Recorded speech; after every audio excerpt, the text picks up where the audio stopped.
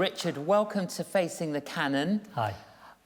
In my research on you, I discovered that you became a Christian when you were at university. That's right, yeah. How did that happen? Well, the story goes back a little bit before that. I was 11 years old, and I learned that you could put a glass to a wall and overhear what your parents were talking about. And I heard that my mum was really ill, or they thought that she had cancer. And so I had no Christian upbringing, but I just sort of sat by my bed and just put my hands together and prayed. And just difficult to describe, but knew that God was there. So from that point, I always believed in God. But then it took 9 years till somebody shared the gospel with me. So that happened just after I finished university. And then it was a no-brainer. I didn't need persuading. I was like, yep, this is what I've been waiting to hear, and gave my life to Christ. And then you got going as a Christian and obviously took it very seriously. I mean, not many years after that, you walked around Leicester carrying a cross on your back. Yeah, it doesn't sound like a normal thing somebody does it? But but the thing with that is you did it with a suit. You wore a suit. Yeah, it was at Easter, and I felt God tell me to do it, and I wanted people to think about Jesus during the Easter break instead of chocolates and bunnies. And so, yeah, I got this guy out of some fence posts to make this massive cross. How big was it? It was a good size. I felt it, and walked sort of 80 miles around Leicestershire. And in how many days? That was in 7 days. Just did people stop you and talk to you? Yeah, no. No, people were like thinking, what is this guy doing? Yes. And I'd done an interview on the radio station, and they told people to pat the horn every time they saw me, so a lot of that was going on. But what we found was, anecdotally, just started hearing loads of conversations that were taking place in people's offices, and people talking about, why would a bloke carry a cross? And effectively, that's what we wanted to achieve. And we worked out about 250,000 people had saw that. And one of the interesting things was my dad was in like this educational governmental meeting. And in the middle of it, he said at the most inopportune moment, this woman said, I saw the weirdest thing this morning. A bloke in a suit carrying a cross. What's all that about? And my dad, who's not a Christian, but he then just shared with them, well, that was my son, and this is what he believes. So, and then since then, I've actually had people come up to me who've said actually seeing the cross that day was the catalyst to them becoming saved. And, so, I mean, which is incredible. You've obviously done a number of different things. You went on to become the chaplain of Leicester Football Club, Leicester City Football Club. Yeah. So how many years were you the chaplain for? I was chaplain there for 3 years. So while you were the chaplain, did you pray to God that they would win? No. No. I only did that once, and that was against Derby, so that's okay. Okay, but right. No, that's cheating, isn't it? No. The role of a chaplain is really there to be a listening ear. And for players and backroom staff, you're just there to listen to people as they go through the storms of life. They're just normal people. Yes. And the players, when you meet them, most of them, they're just young lads. Yeah. So we have chaplains now across the country in all sorts of sports, and they're there just to support the people as they go through storms of life. Are there 400 chaplains? That's right. We've got 400 chaplains now in professional and amateur sport. Which is very encouraging. It's amazing. Now, you did some research and you wrote a book called Revs and Psychos. Yes. So the psychos were psychologists. That's sports psychologists. They weren't psycho. No. They weren't overly chuffed that I'd call them psychos. No. And the gist of the book and the research? Yeah, I was just looking at... What I wanted to achieve was trying to get some writing on sports chaplaincy into the academic world and into the sports science world. And so this is the first piece of research done globally that actually interviewed sports chaplains and sports psychologists and asked them about how they interacted with players and looked at the relationship between the two. amongst many other things, you're now embarking on an unusual initiative and project. Yeah, like the other stuff was like usual, the other stuff, called The Wall. Yeah. Okay, now tell us the history of this. Well, when I carried the cross round Leicestershire, I did feel that there was something that God was doing, and just felt there was a blessing of God that I couldn't quite put my finger on, but I just knew I was doing the right thing. And so I prayed and said, Lord, what do you want me to do next? And God gave me this idea of a wall, which is to build, and you won't have heard this before, but it's to build a national landmark of 1 million bricks by the side of a motorway. And it will be a piece of public art, a piece of architectural sculpture. But the key is every single brick will represent an answered prayer. So just like the Angel of the North, 51,000 people drive past the Angel of the North every day. I want tens of thousands of people to drive past this colossal structure, knowing that every single brick will represent a unique story where somebody has prayed to Jesus, he's heard them, and he's answered. Okay, let's rewind, okay, and get to the details. Yeah. So when you have this sense that God wants you to build a wall, I mean, the idea of a wall, you know, there's someone across the pond who wants to build a wall. Yes. And, he keeps walls, retweeting me, I which know. is not helpful. So sometimes the whole concept of walls can appear very negative. Yeah. I mean, St. Paul writes in the New Testament about bringing down the walls. Yes. So when you first had this impression about building a wall, did you argue with God about this concept? No, not really. I was reading through Nehemiah at the time. And for me, I think you're right. You know, of course, sometimes walls bring division. But I also believe that a wall brings protection. And the strength of the wall around the city in the Old Testament represented the testimony of God. So it also represents the protection of God. So for me, a wall of answered prayers represents where God is protecting us and strengthening us when we go through the storms of life. Okay, so you get the idea from God. You say, okay, right, you've got a blank sheet of paper. How do you begin? I had no idea. That's the problem, isn't it? I was like, Lord, what do I do? What do I do with this idea? And I heard a guy speak about Joseph. And when Joseph sort of said about, you know, the dream that he had, a lot of people say, well, Joseph did the wrong thing. He should have kept stum. But this teacher, a guy called Kerry Jones, he said the fact that Joseph spoke the dream brought it into reality. And I really liked that. So I just started telling people about my dream and said, this is the vision that God's given me. This is what I'm going to do. Now, that was 13 years ago. So I was praying then, Lord, I need to find a Christian architect.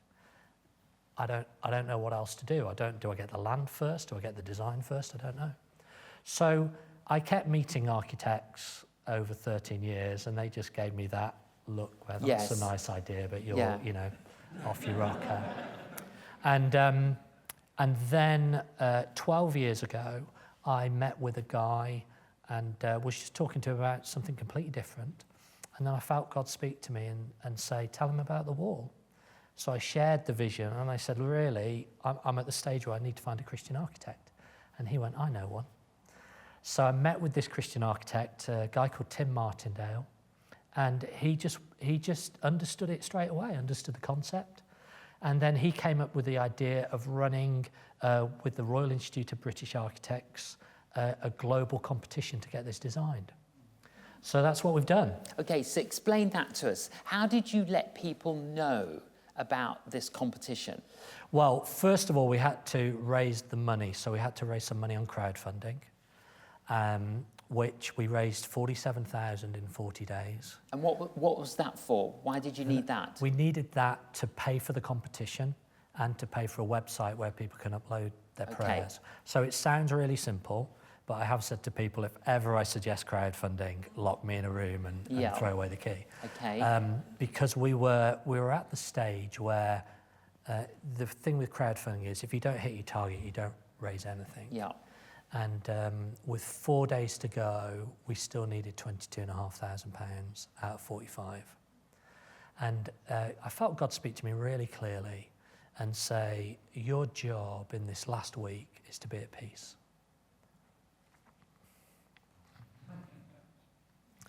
And, sorry. No, and it happened. Yeah, and you know, the thing is, you get a lot of people who think you're off your rocker. Yes. And a lot of people telling you all the reasons why you shouldn't do it. But I believe that's what God told me to do.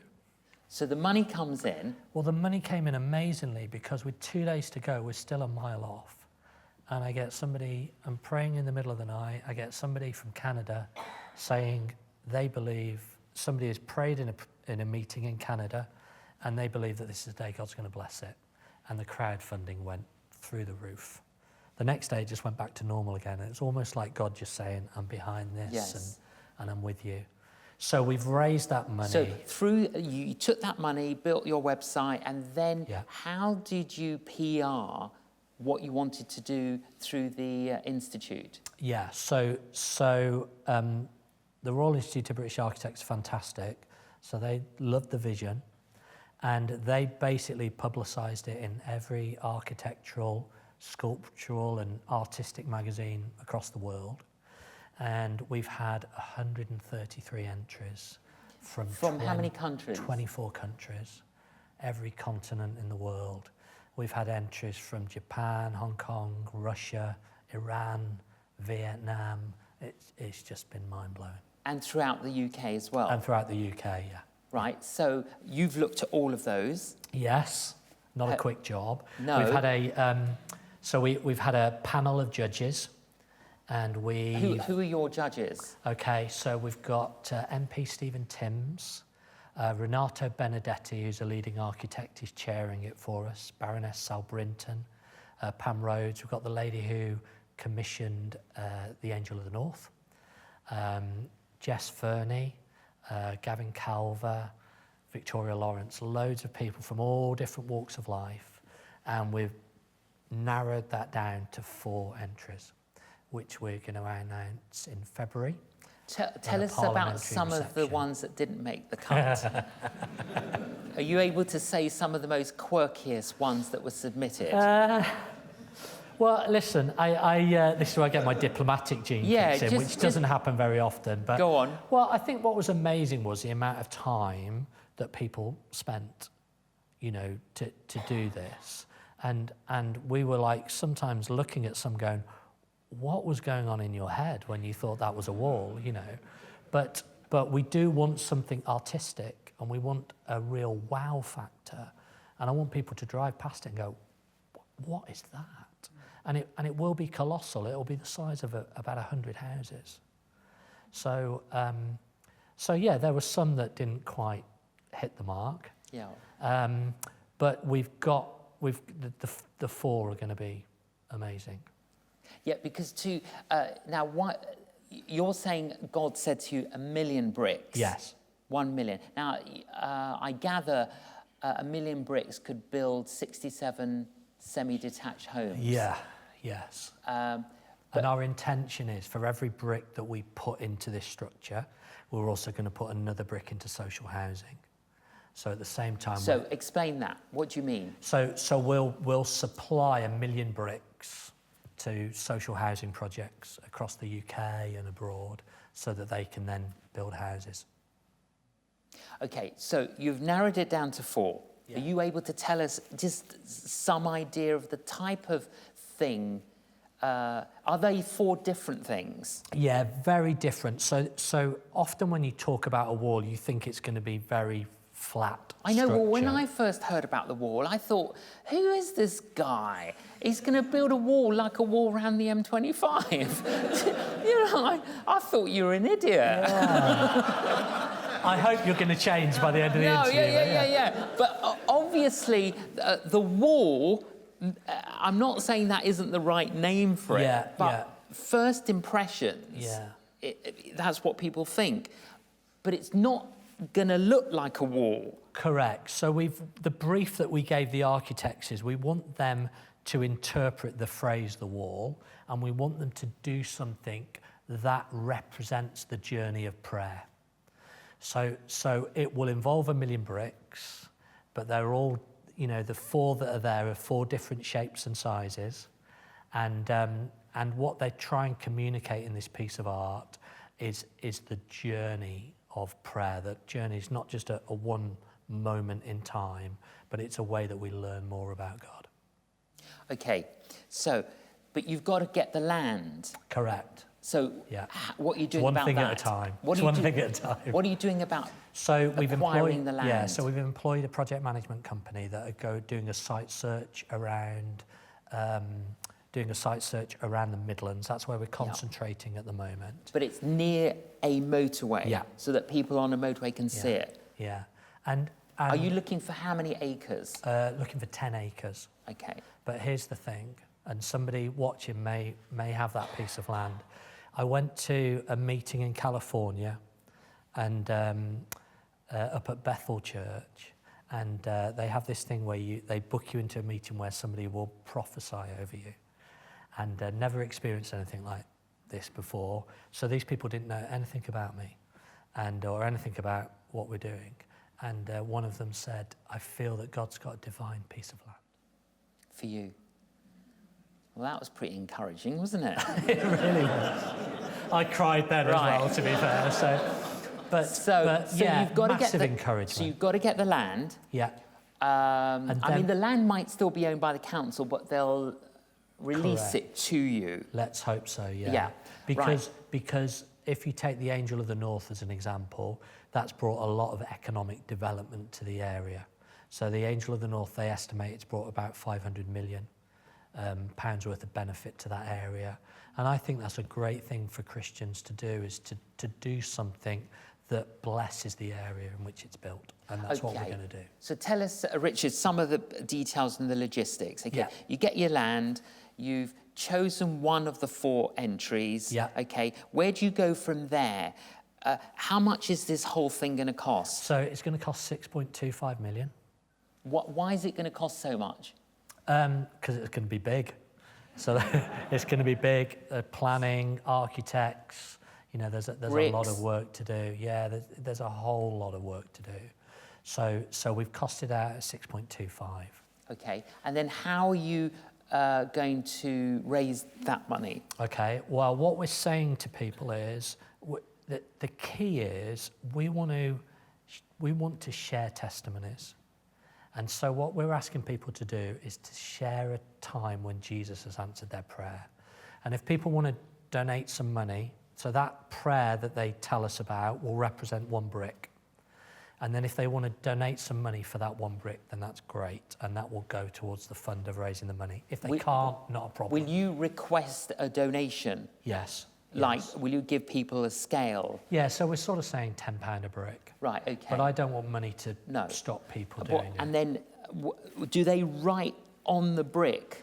What will happen is, and this depends on the winning design, but most of them are looking at some technology where you put your phone up against the brick, and then the brick will read a little device, the phone will read a little device in the brick, and then it will flash up your answered prayer. That's quite amazing, isn't it? That's quite cool, isn't it? That's quite cool. And people will be able to upload photographs and video, and people will be able to go around and look at the wall, put their phone on it, and see that. Oh, so even though you're driving on the motorway, you'll be able to come off. Oh, yeah. I definitely don't want people putting up their phone while they're driving. No. So you'll be able to go up to the monument. Correct. That's the plan. Yes, and we'll have a visitor centre there. Right. And it will just help people explore prayer. That's what we want to do. Okay, let's talk about prayer then. Yeah. Okay, all right, let's say I can't stand my next door neighbour. Yeah. And I pray they die. Mm-hmm. This is just a hypothetical. Yeah, hypothetical. Yeah. And Jesus answers that prayer. Could I put a brick? Well, one of the things that we will do is we will, we've got different bits of software that is checking the prayers, and then we're also going to have a team of experts. What do you mean? There's a software that can check the prayers? Yeah. What, the validity of the prayers? Yeah, because we want to make sure that every prayer is to Jesus. But obviously, a prayer being answered is subjective. So some of them, if that one came through, I would question that, because that doesn't really add up with the Word of God. No. So we would then have a panel of people that will go through the ones that are validation. Authentic. Yeah. So let's take, for example, Leicester City. Okay, Yeah. the owner believes that it's the prayers of a Buddhist monk that gave Leicester City the success. Yeah. The manager reckons it's his priest back in Italy who prayed to Saint Rita. Yes. Who's the patron saint of impossible situations. Is that right? Yes. Better look her up. I know. Now, you know, the whole... And the people of Leicester believe on. it was because we found Richard in the car park, King Richard in the car park. They think that? Yeah. Okay, so how do we know, Richard, that it's Jesus that's answered these prayers? I think listen, it's subjective, isn't it? So I am not going to know with 100% certainty that 1 million people have definitely prayed to Jesus and he's definitely answered. But let's say 10,000 are just completely off the wall. That still leaves 990,000. Yes. And if you've got even just one of those bricks where you recognise that's Jesus definitely answering a prayer, that will change your life.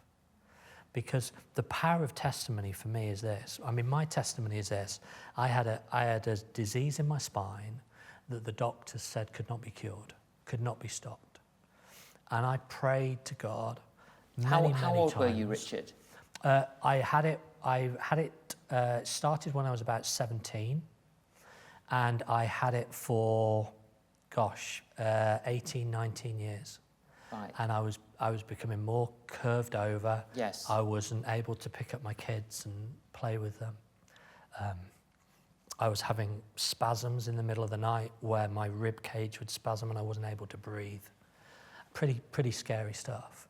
And I went to a doctor and he said, listen, your back is like a car in a traffic jam. Our medicine can slow the car down, but basically when the car gets to the end of the road, you're stuffed. Yes. And I walked out of there and I said, do you know what? I'm not going to allow an expert's advice overrule what the Word of God says for my life. And so, went for prayer loads of times, but at that point something happened in faith in me. That's not what God wants for my life. That's not his destiny for me. So I went, got prayed for, had an MRI scan, and they went, it stopped. Now, me just sharing that testimony, yes, of course, for people who've had something that's lasted 18, 19 years, gives a real stir of faith. Because, the disease is called ankylosing spondylitis, and God healed it. Yes. So if anybody listening has got that, God's done it once, so he can do it again. Yes. Now, the wall... And did it happen to you? Did you notice that in Yeah, a day? I knew instantly. There was a shift. Yeah. That something had happened. Yeah, I felt a heat go through my spine. And you found that you didn't have the spasms Yeah, anymore? and I'm, And you could pick up your children? Yeah, well, they're a bit heavy now, to be Yeah. But yeah, I've got a normal life now. So basically, this degenerative disease got reversed. Correct. And you actually got regenerated. Correct. What did the doctor say? They said I was lucky. And I just said it's not luck. But the point for me is, yes, when we hear that, of course, it rises. There's a rise of faith. So if we can do this with 1 million stories that will not just be heard in one moment in time, but over hundreds of years, that's going to be really powerful for our nation.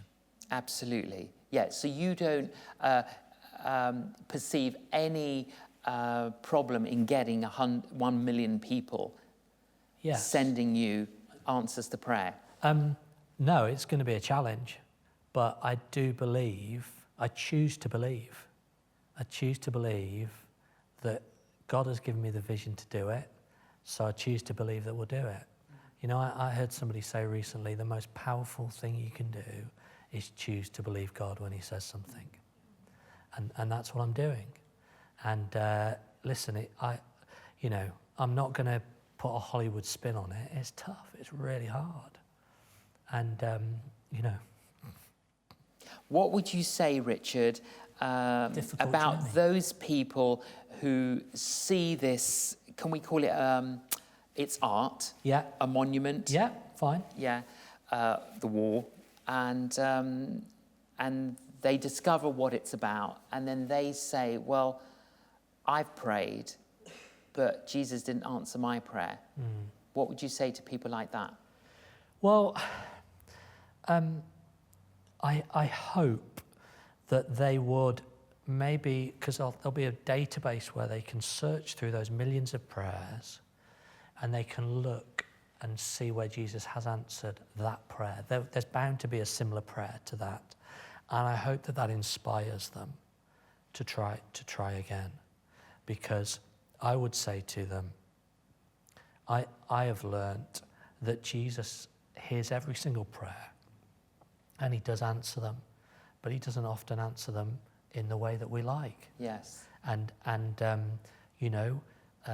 I prayed for a number of people to be my wife. I'm really glad that he said no on those. Because I've got a fantastic wife now, and I'm really glad I didn't get the others. And they're probably pretty blessed too, to be fair. But so Jesus doesn't answer every prayer with a yes, but I do believe that he hears us, and he doesn't always answer it instantly, and that's one of the great mysteries. And I think if we try and explain it all, then we lessen who God is. There's a mystery to God.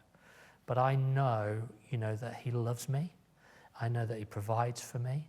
I know that he cares for me. I know that he's good. And if I work in that framework of my prayers, I know I'm in good shape. And, we're starting to see already, because, people go onto the website. Can I throw that in? thewall.org.uk. Of course, you may. So people go onto the website and they're uploading their prayers now. And we're getting a whole range of stuff. Some of them are incredible healings. We had one the other day from a lady whose parents were told that she wouldn't live beyond 4, and she's now 40. Yeah. Incredible. You get other ones where, a lady laid hands on a car and it started working. We know from the word that God doesn't just care about the big things, but he cares about the tiny things in our lives. Jesus wants to be part of our life and walking with us every day. And he doesn't just want to be there for the big things. He's a loving Father who cares for us deeply, and he wants the best for our life. So why wouldn't he answer a prayer? Is there any father who wouldn't want the best for his children? Well, Richard, it's a very inspiring initiative and project. Well done for persevering for how many years did you say? 13 years. 13 years, and you're hoping that this will be ready and open by when? 2020, we're planning to lay the first brick. Well, I'd very much like to buy a brick. Good man. Because God has answered my prayer. Thank you very much, Richard Gamble. Thank you.